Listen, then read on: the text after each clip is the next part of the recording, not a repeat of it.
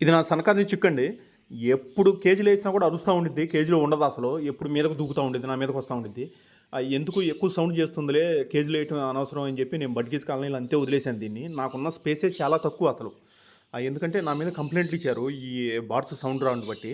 నేను అందుకని చిన్న రూమ్‌లో అన్ని పరదాలన్నీ కట్టేసి సౌండ్స్ బయటికెళ్ళకుండా పెంచుకుంటా ఉంటాను. వాటిని నా దగ్గర టట్టలు కూడా ఉన్నాయి ఒక 3. ఆ టబ్ కూడా అక్కడే ఉంది. ఎప్పుడు ఏం కాదు. అసలు మరి ఏమైందో రాత్రి లైట్ ఆఫ్ చేసినప్పుడు అంతా బానే ఉంది. మార్నింగ్ వచ్చి చూసేసరికి ఇట్లా టబ్‌లో పడి చచ్చిపోయి ఉంది.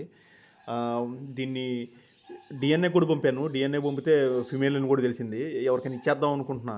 అనుకునే లోపే ఇది చచ్చిపోయింది అసలు. ఫుల్ యాక్టివ్‌గా ఉండేది ఇది. మదర్, ఫాదర్ కూడా ఫుల్ రెడ్ వస్తుంది ఇది.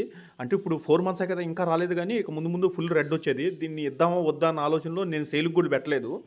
ఇక చూసేదలికి పొద్దున్న ఇట్లా చచ్చిపోయింది. టట్టల పౌండ్‌ది కూడా నా అన్నీ దగ్గరగా ఉండేదలికి ఇదొక ఇదయిపోయింది. పెంచుకోవడానికి కష్టంగా అయింది. టట్టలు కూడా ఎవరికైనా ఇచ్చేద్దామని చూస్తున్నా. టట్టల్లో ఒక మేలు, ఒక ఫిమేలు, ఒక మేలు ఎక్స్‌ట్రా ఉంది. ఆహ్, ఇలా అవుతుంటే మనసు కూడా ఏందో రకంగా ఉండిద్ది. ఎందుకంటే చాలా కష్టపడి పెంచుకుంటా ఉంటాం వీటిని. అంటే ఎవరికిచ్చినా కూడా 4000, 5000 కదా! 4000, 5000 ఎట్లైనా సంపాదించుకోవచ్చు. ఇట్లా జరిగితే మాత్రం పొద్దున్నే మనసు ఏందో రకంగా ఉంది.